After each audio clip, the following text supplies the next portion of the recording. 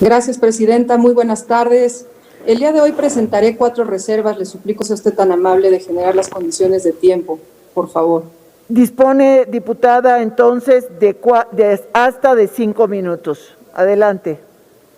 Gracias. Compañeras y compañeros diputados, el artículo 9 de la Convención sobre los Derechos de las Personas con Discapacidad dice a la letra: a fin de que las personas con discapacidad puedan vivir de forma independiente y participar plenamente en todos los aspectos de la vida, los Estados partes adoptarán medidas pertinentes para asegurar el acceso de las personas con discapacidad en igualdad de condiciones con las demás, al entorno físico, el transporte, la información y las comunicaciones, incluidos los sistemas y las tecnologías de la información y las comunidades, a otros servicios e instalaciones abiertas al público en zonas urbanas como rurales. México, atendiendo a lo que se lee en nuestra Constitución, debe ser garante de la igualdad de los derechos humanos de manera universal, progresiva y sin discriminación. Es por ello que todas aquellas personas que tienen una discapacidad deben contar con las herramientas necesarias que le permitan su desarrollo en las mejores condiciones posibles. Según datos del INEGI, en nuestro país las personas con alguna discapacidad suman más ya de 7 millones, lo que representa la población total de los estados de Morelos, Hidalgo y Colima juntos. Mucho hemos hecho y mucho hemos hablado e impulsado campañas al respeto de los derechos de las personas con discapacidad, pero sin los recursos necesarios todo el esfuerzo es estéril y queda en letra muerta. Tal es el caso de la eliminación de los 400 millones de pesos con los que hasta el año pasado contaba el Fondo para la Accesibilidad en el Transporte Público para las Personas con Discapacidad, el FOTRADIS, el cual estaba destinado a proyectos de inversión que promovieran la integración y acceso en igualdad al entorno físico mediante el transporte público adaptado en infraestructura pública e incluyente. Este fondo, que se pretende desaparecer el próximo año, era para la adquisición de vehículos adaptados y construcción, reconstrucción, rehabilitación, ampliación y adaptación de infraestructura pública incluyente y su equipamiento en vías e inmuebles públicos, un piso parejo para nuestros hermanos con discapacidad. Hemos avanzado mucho en legislar, hay mucha conciencia, ustedes nos lo han externado en las comisiones respectivas para integrar a la Constitución el derecho a la movilidad y la seguridad vial. Les pido el día de hoy que no generemos ninguna contradicción, entonces, porque pareciera que fue solamente un logro en papel, ya que se requieren los recursos para acceder a este derecho de movilidad que permita a todas las personas sin exclusión el transporte de manera digna y segura, y hoy se desaparece.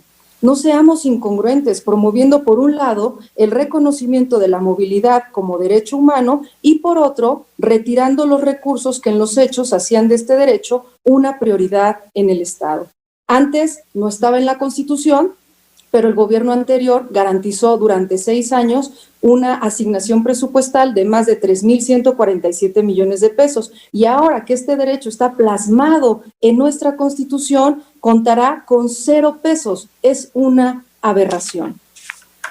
Nuestra Constitución, en su artículo 3, mandata que es una obligación del Estado, como ustedes lo saben, garantizar el derecho a la educación como un derecho humano que va desde la educación inicial hasta la universidad, pasando por los jóvenes que se encuentran cursando el nivel medio superior y que corresponde al Estado la rectoría de la educación, la impartida por además de ser obligatoria, universal, inclusiva y pública. Es decir, para nuestros hermanos con discapacidad. De acuerdo con el Coneval, el 48% de la población con discapacidad se encuentra en un rezago educativo en contraposición al 15% de la población sin discapacidad. De acuerdo a la encuesta nacional de la dinámica demográfica, solo 46% de la población con discapacidad de 3 a 29 años asistía a la escuela, en contraste con el 60% de las personas sin discapacidad en ese mismo rango de edad. Resulta fundamental que se acorte la brecha del rezago educativo entre los jóvenes que tienen alguna discapacidad y aunque existe un marco jurídico que promueve la educación inclusiva, es indispensable tomar acciones y etiquetar estos recursos para que se cumpla de manera eficaz y eficiente esta inclusión.